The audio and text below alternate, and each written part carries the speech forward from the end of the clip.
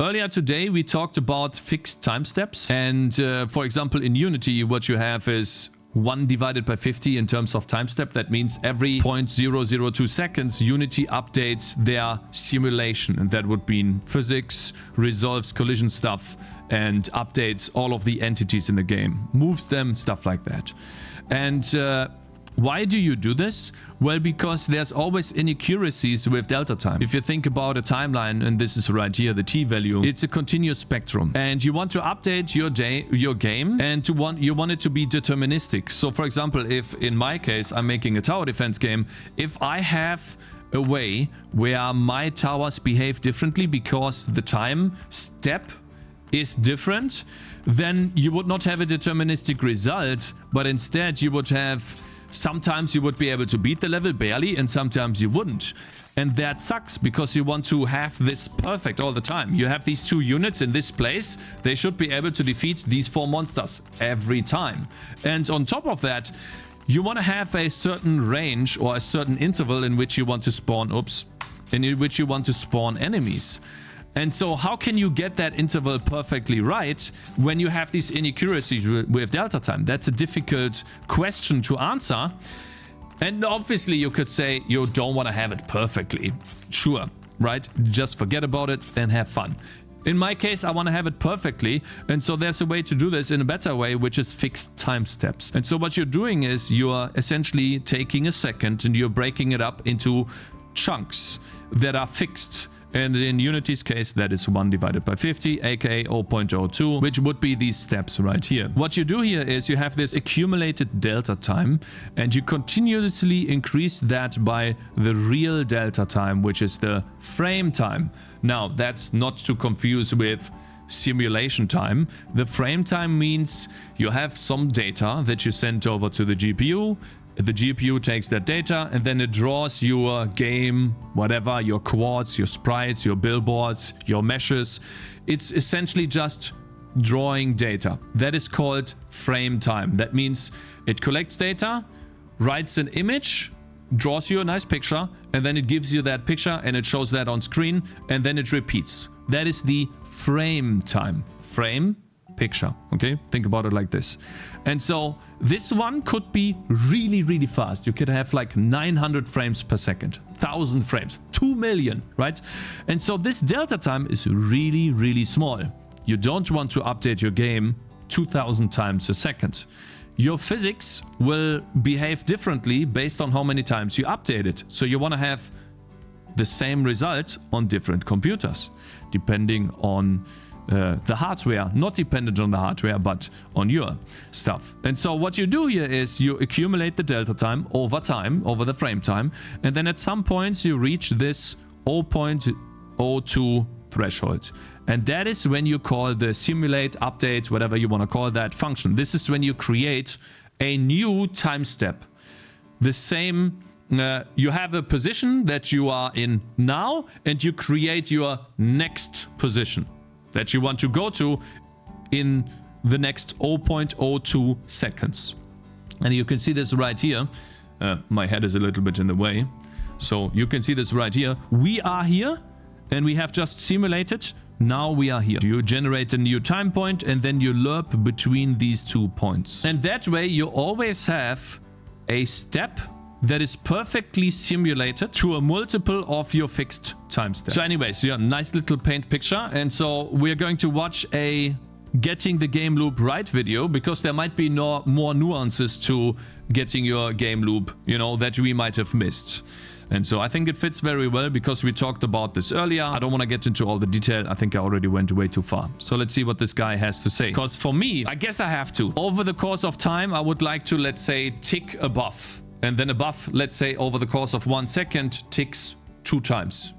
Well, that's 1 tick every 25 ticks, because we have 50 ticks. Now you'd work in ticks instead of time. That's much easier to do. There's multiple applications that you can use this with. You also, with a spawn system, you spawn every 10th tick instead of every 0.2 seconds. That's really interesting, and makes your game pixel perfect in terms of time, which is really, really important if you want to have that consistency, of course. If you don't want it, don't need it. Let's go. Getting the game loop right. True. Let's say you're writing a game from scratch. Yeah. One of the first things you want to do is create a game loop, which is basically While running. an infinite loop which deals with the simulation and drawing of your game. Yeah. The most basic loop will call the update function and the draw function on every single iteration. That's what we have at the moment. With that in mind, let's see how the loop behaves when there is a single character on the screen moving at 1 frame per second.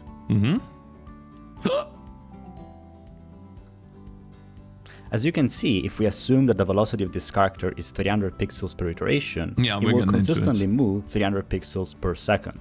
Now let's see what happens. But this guy is assuming a perfect time step in between. There's no lags, nothing. That's how it would look. Yeah, if that was guaranteed, then we wouldn't need this fixed time step. When the number of frames per second is You don't have fixed time step? No. 2 FPS. It's faster. As you can see, the speed of the game is twice as fast. Yeah. This gets even worse if the number of frames per second increases further. Oh, this is I see of what course he means. not desirable, as we'd like the game logic to be consistent and run at the same speed, regardless of the hardware of the user. That's why we use delta time. One of the ways we can achieve that is by calculating the time elapsed between each frame, commonly called the delta time.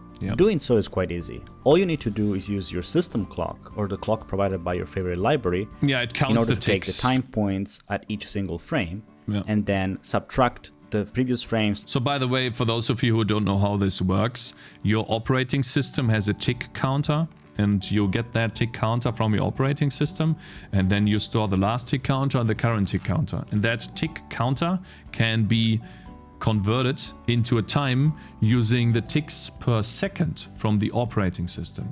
And so your operating system tells you how many ticks per second it has. And then using those ticks per second, you will be able to tell, okay, I have advanced that many ticks, divide that by ticks per second. Now I have this in milliseconds, seconds, however you want to convert this. This is ultimately how it's done. The operating system doesn't have a time. It operates in ticks. Time point from the current one in order to get a difference. The triangle is the symbol for delta. Yeah, that's like a mathematical symbol for those of you who are confused by this. Yeah.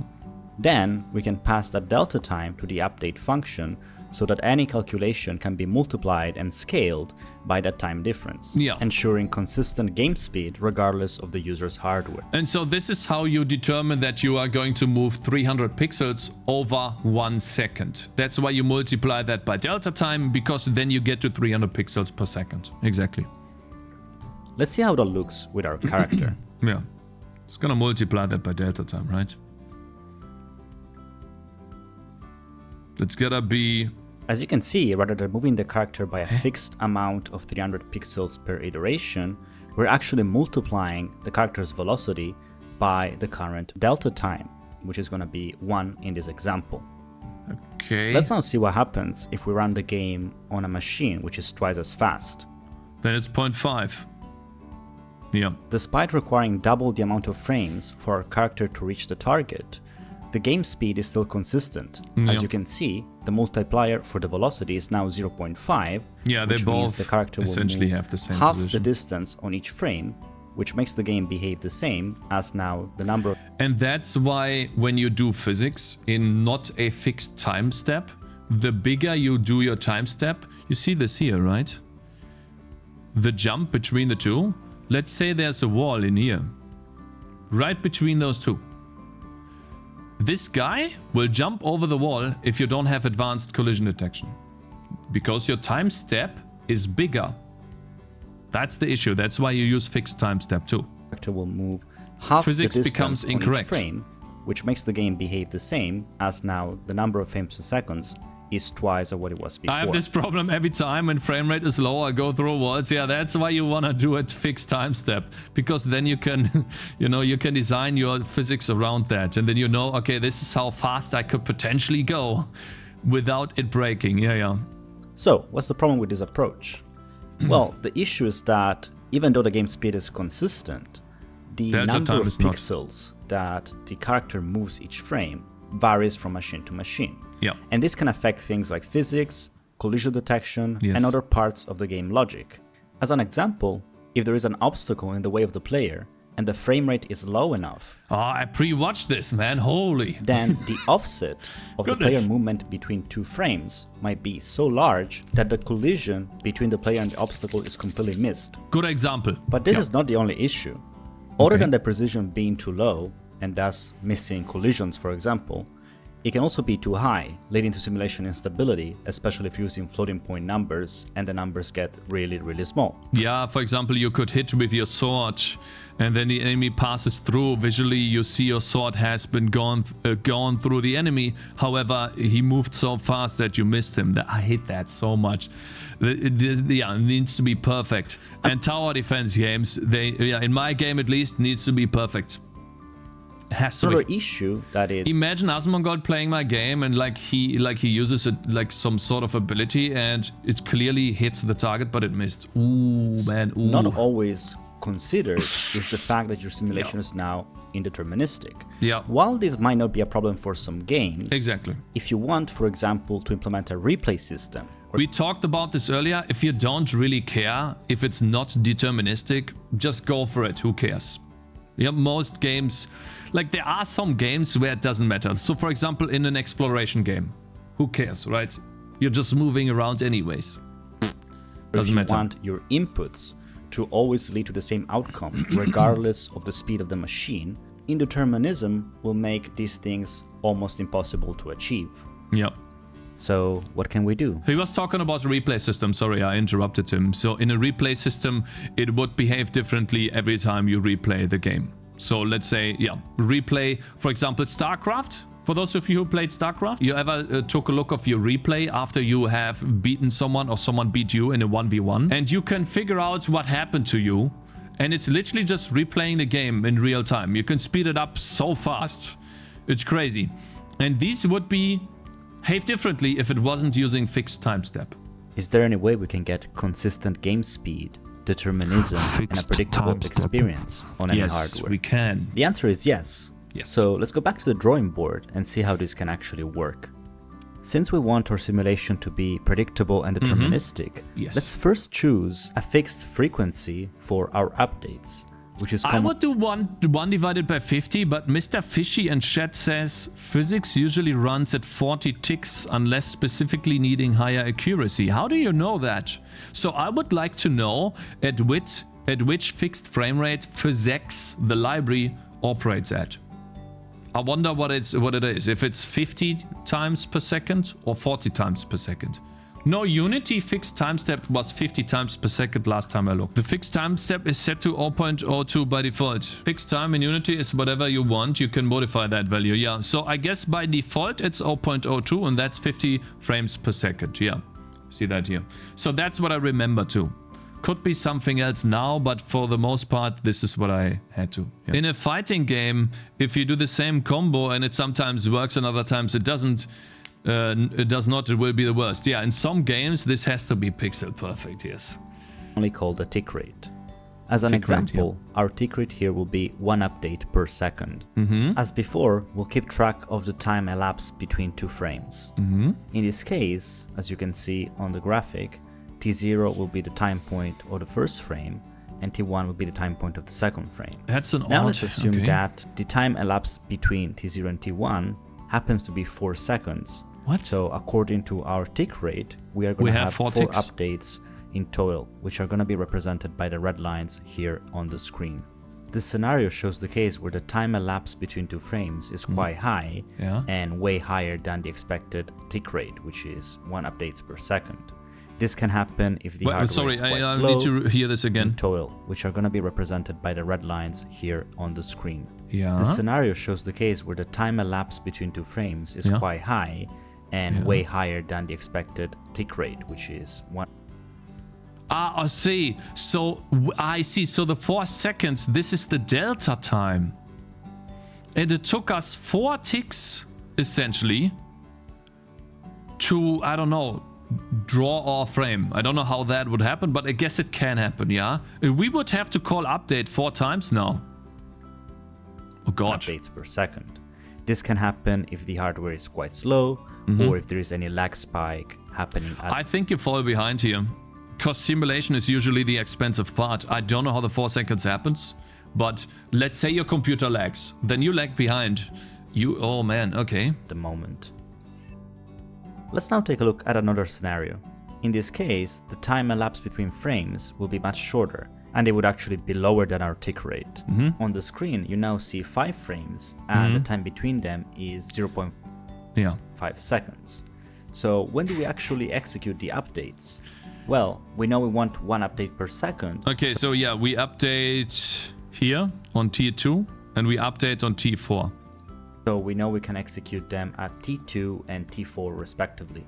If we now step back and look at the 2 cases in comparison, you'll see that the time elapsed between frames doesn't really matter, and we always get our desired tick rate. Yeah, I talked about that earlier. 1 update per second. Yes. This means that independently of the... However, in this example, you will most likely fall behind. If this is your frame rate, then what I would do here, essentially, instead of having the 4 seconds, what I would do in this case, you clamp this to 0.5. Because you would have to call update 4 times. And by the time you called update 4 times, another 5, 4, 6, 7, 8 seconds have passed. Now you need to call update another 10 times.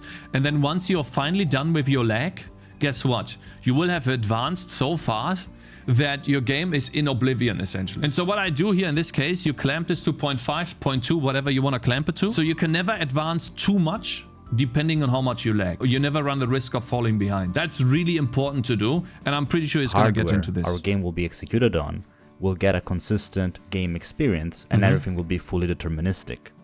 Let's now take a look at what the code for this would look like. Of course, we'll start with our game loop, and then, like before, we'll keep track of the delta time between frames. Yeah, that's the frame time. We will also now accumulate all the elapsed time since the last update. Yeah. And now this is where it gets interesting. We'll define tslice as the time we want to be elapsed between updates. And we will loop. I would just put like, yeah, this is very mathematically correct speaking, but I would just put a 1 divided by 50 here, or a 0.02, essentially. I would define the tslice up above to be 1 divided by 50 is 0.02, but I guess this is mathematically correct, yeah. While our accumulator is greater than the slice. Inside the loop, we will call update with a fixed step for our simulation, which can be tweaked depending on whether we want our simulation. Though the step is the same as slice. I think that's a bit confusing, man. Slice and step are the same. No, not recommend using magic numbers. You could tweak the number and then you remove the step from the accumulator. Shouldn't it be greater or equals? Yeah, that should be greater or equals. But essentially, I think a correct version should look like this. Step, that's what I would do, essentially. And then you can define this to be like a variable you can change in the game. Slice would be the 0.02, yeah. So it would be this, essentially. To be less or more precise. And on each iteration, we will also subtract the slice from the accumulator. Remember that the slice is a time that we choose. It depends on our tick rate and is basically... I know that's a slice of time and not a step of time, but it's the same number, bro. Time we want to be elapsed between updates in our simulation. Now, all that we have to do is to render our game. We can do that on every iteration of the loop. And that's pretty much it. What I like about this game loop is... This is not pretty much it, because you forgot the interpolation between the previous and the next step. But I guess he'll go into this. As I mentioned before, it is always going to be consistent in terms of game speed, independently of the hardware of the end user. And also, it is fully deterministic, as the step that we pass to update is a fixed value, which guarantees that the same inputs given at the same time will always result in the same final behavior, assuming there are no other sources of indeterminism. That's what the slice is, interpolation? No, slice is not interpolation, slice is a slice. Interpolation happens on draw. You don't interpolate here at all. Draw interpolates. In your game. If you properly choose a slice and a step for your game, you will never have issues like your character missing a collision, or the time step being too small or too large for the precision to behave correctly in physics simulations and things like that, which eliminates an annoying class of bugs you might have had before. There's also several ways you could improve this loop, and I'm actually going to put some links down in the description that give you some ideas. But for one of them is fixing the delta time. For example, rather than drawing the current state at each frame, you could interpolate between the state of the last... Yeah, exactly. That's the important one, because then you have butter smooth rendering. Frame and looks really good. that will make the drawing look smoother even if the rate of updates is quite low. Another possible improvement would be to limit the maximum amount of updates that can be done in a single cycle. So on very slow hardware, you would prevent the game from hanging of the hardware. Another possible improvement, the compromise of the limits happens with delta time clamping, essentially, like I talked about earlier. The game speed being affected. That's all I have for you today. This was a new experiment for me. I've never done a video like this before. Where I'm using graphics to explain these concepts and trying to dive deep into the code step by step. So please let me know if you enjoyed it and if you want to see more of this. It's definitely time consuming, but I had fun. It's very time consuming to animate this. That's why I use Paint. Making it. I tried animating YouTube videos. I'm just not cut out for this. So thank you so much. Let me know what you think in the comments. Yes, we should support him for sure. Game development journey. We need to support him. So guys, Vittorio Romeo. The video is right here. If you like the video, I think it's a really good video. Very well done. If you want to support him, he also has a Patreon. That's awesome. There we go. He has one post. Okay. One post, and I don't know, join for free. Wukong now? Yeah.